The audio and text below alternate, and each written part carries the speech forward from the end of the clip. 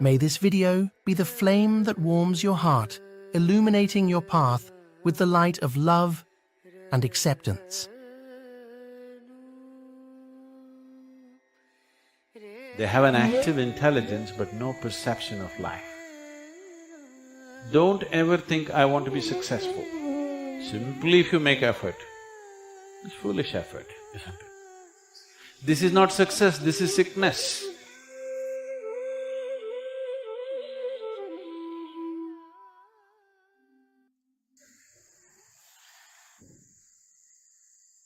Faith, God,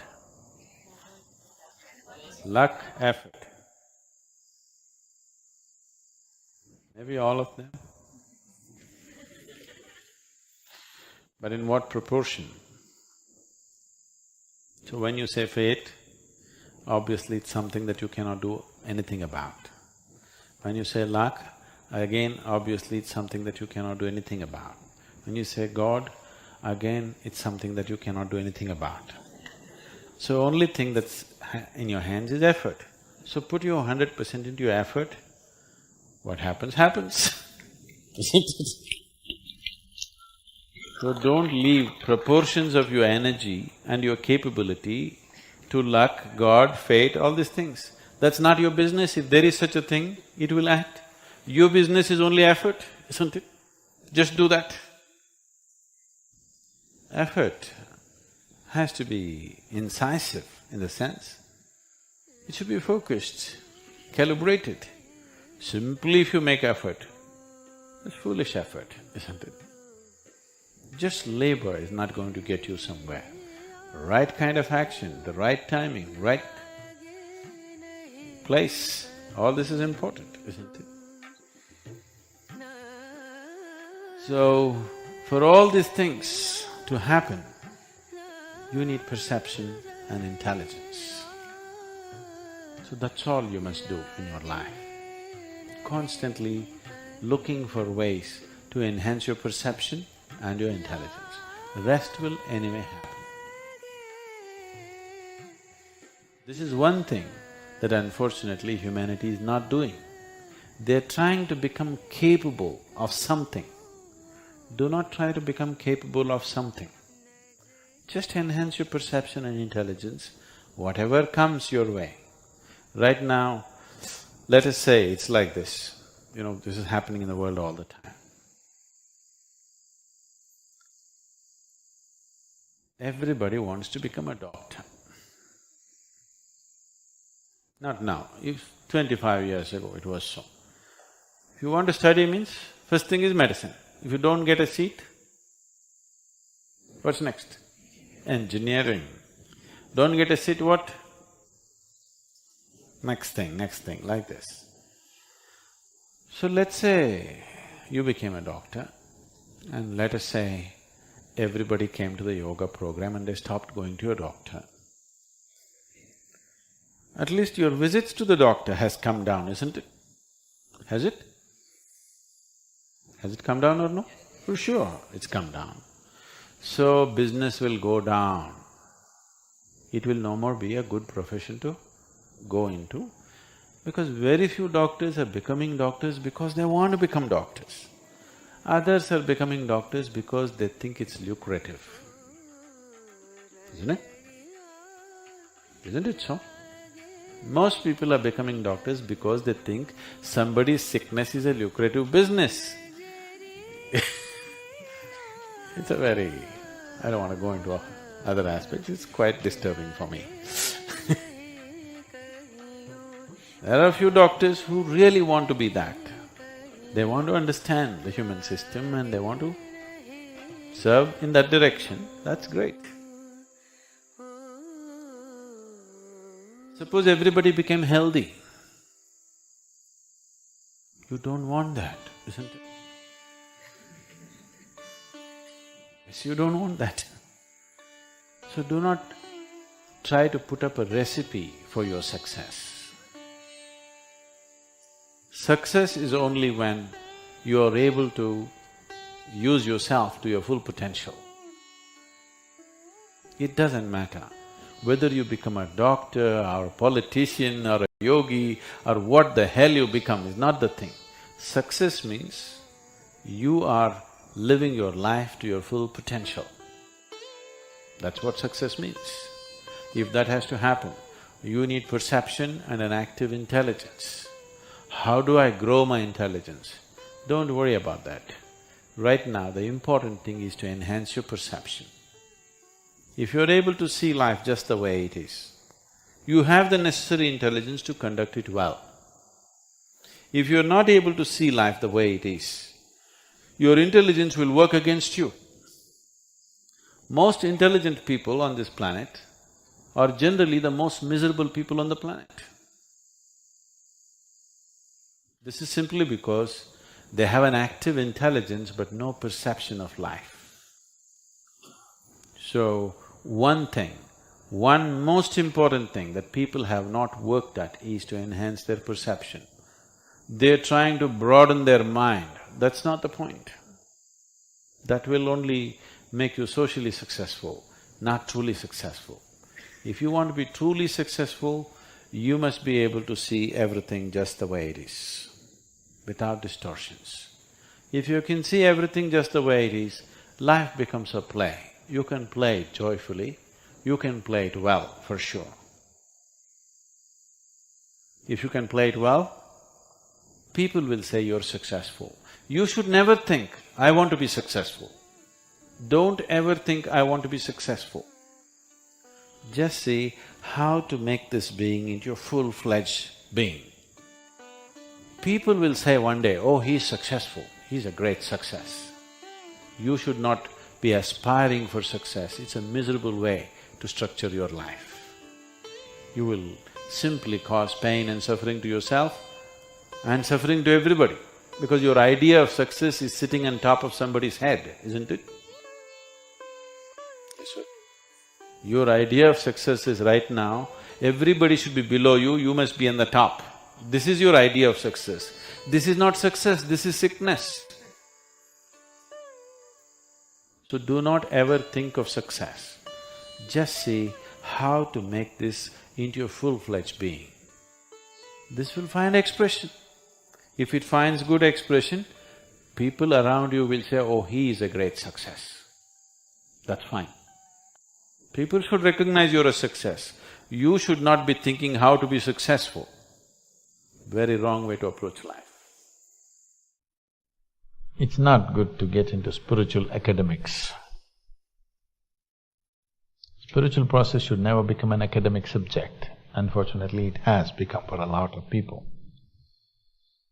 So, I want you to relate this question to yourself. Do not use these things because it becomes an academic subject now. You're assuming there is a karmic body, you're assuming you have a mind. No, I'm saying, you don't really know, isn't it? Okay, if you have a mind, you must be able to locate it, isn't it? Can you locate it? Can you locate where your mind is? Then you don't know whether it is there or not. See, suppose you walk into this hall, this guy says, I'm in this hall. You look everywhere, you go behind this pillar, post, here, there, under this bench, everything. You don't find the guy. Do you have a doubt or no, whether this guy is in this room or not? Yes or no? This is the way, isn't it? So, you look wherever you want, there is no mind.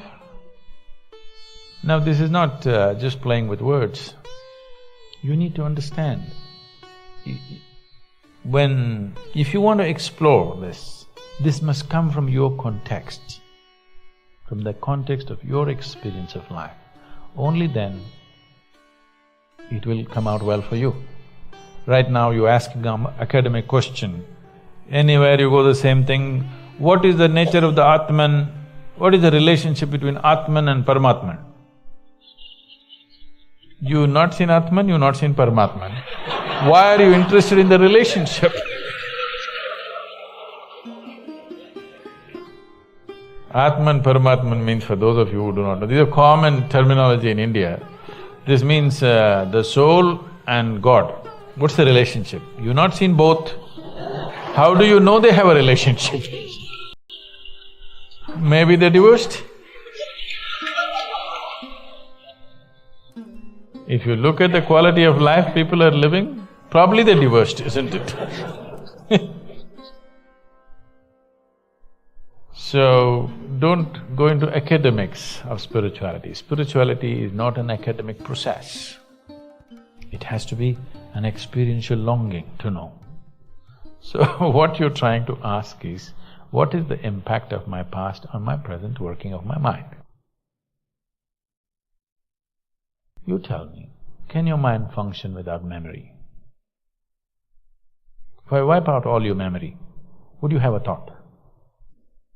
You have to build new memory, otherwise there will be no thought, isn't it? So that's a relationship. Without one, the other cannot exist. It's only because of the karmic memory, the mind is functioning. If there's no memory, how would it function? It wouldn't function for a moment.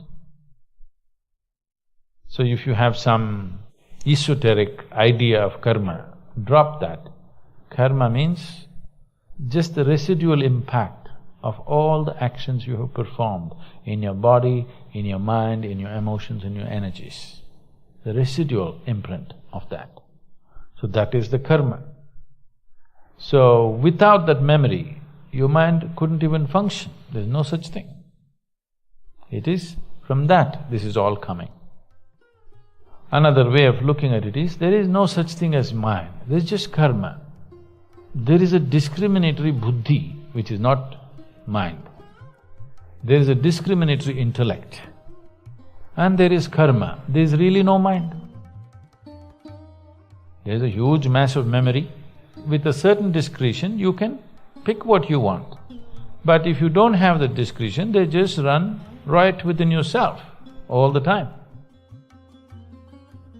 This is all that's happening. This is all that's happening with people because the discriminatory mind or the intellect has not been sufficiently developed or applied to, the past memory is running right. All the time it's going on. What happened 10 years ago is still bothering people because it's just going on. So, whatever ideas you may have, whatever intentions you may have, whatever ambitions you may have, the karma will overrun it because the necessary discrimination and awareness is not brought in. For this discretion, you need a certain level of awareness. Only if that is there, karma can be consciously used. Memory is not a bad thing. Whatever the memory is, whatever the content of the memory, no memory is a bad thing. You remember something horrible, you remember something beautiful, you remember all kinds of things. This is not a problem. The problem is you do not have the necessary discretion to pick what you want when you want, isn't it? That's all it is, isn't it? So all the horrible things that have happened on the planet, usually only what horrible things that are happening, the news cameras go and take all this. It's on the film, it's stored somewhere in a computer. Is it biting you? No. If it is played here also, it need not bite you, only if you react, it bites you, isn't it? The same thing here, it's all just stored and kept. If you react, it'll bite you. If you consciously use it, you can use it in so many different ways. It doesn't matter what is the recording. What your karma is not the problem. Are you able to… do you have the necessary awareness and discretion to employ this in the right sense or not? That's all it is.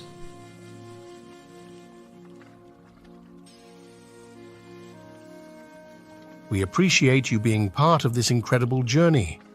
Keep exploring our channel for more inspiration and transformative insights.